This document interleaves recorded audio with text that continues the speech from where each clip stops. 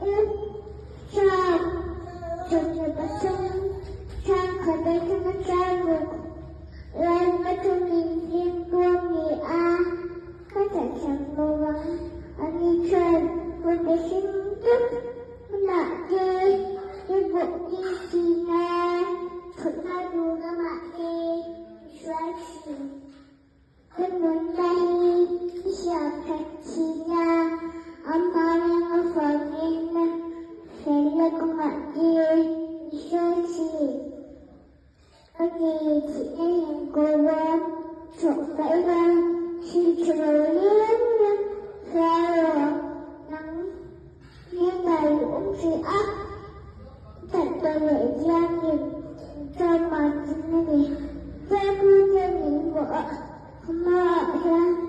rồi gọi cho bạn chị ra chuyện chị vợ và rồi sáng ngày lớn nữa nó chưa lớn người như vậy giờ lúc xong nhau rồi ra ngoài chơi